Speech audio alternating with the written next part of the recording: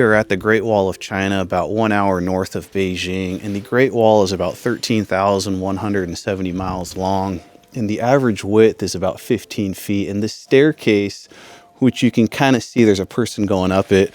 I was told the width of this staircase is also about 15 feet. They started constructing the Great Wall at about 680 BC, and it stopped at about 1680 AD, but they continued for about 200 more years to add width to it as well as height in certain areas until about the 1800s. The wall was initially built to protect from invasions from the north, especially from Genghis Khan and the Mongolians, although Genghis Khan was able to defeat the Chinese only by tricking them to leave the Great Wall by pretending that they were retreating and going back to Mongolia. The Chinese then left the Great Wall. The Mongolians then attacked them, killed them, and then overtook the Great Wall and then sacked Beijing and took the rest of China shortly thereafter. There were up to 1 million people constructing the Great Wall per day, and out of these 1 million, there were about 300,000 military personnel. They wanted the military to help construct the Great Wall because they knew exactly how to defend it, and where we're at is a watchtower that also has a barracks. In this barracks is a place where they can light a fire if someone was to invade, and the military would then be able to alert other stations nearby to send reinforcements. The average height of the wall is approximately 20 feet, and one of the reasons why there were so many deaths, about 500,000, was due to the height, as well as because of the massive boulders that they would use in constructing the wall, which was necessary to protect against heavy projectiles, which is what the Mongolians usually used.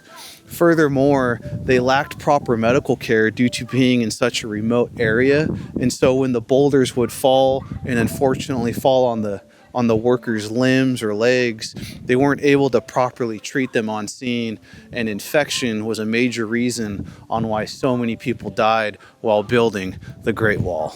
Overall, the Great Wall of China is walkable. It's really not that challenging, but there are areas where you're going to face a significant decline or incline. In this example right here, it was very intimidating for me to go down these steps due to the massive decline, even with handrails to the left and right.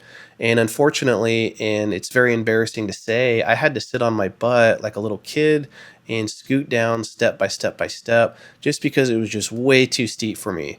Furthermore, there are no first aid stations on the Great Wall or medical personnel. You will see workers occasionally walking around, but it's more to keep the tourists in check and to make sure they're not doing something wrong. If you do get injured, it's going to take a bit of time to get back down to the village, as they're going to have to put you on that chairlift or maybe something else. But it was just too intimidating for me to go down that section.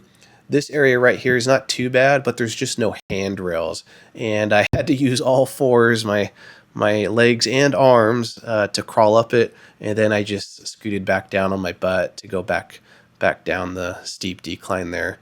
To give you a reference in regards to where to visit the Great Wall, first you have to be in Beijing. There's no other city you can go to because the Great Wall is just in a very remote area for the most part. But there are two sections you can go to, Battling and Mutanyayu.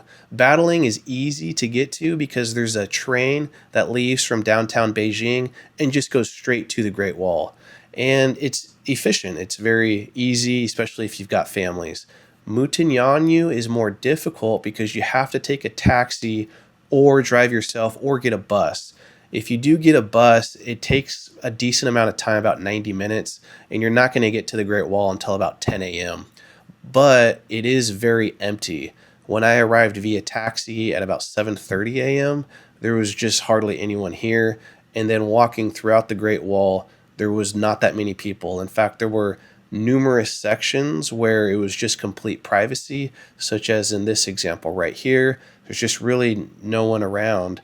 And another example right here, even far off in the distance, there's just no one around for the most part. You may see a few, but you get a lot of privacy going to the Mutanyahu section.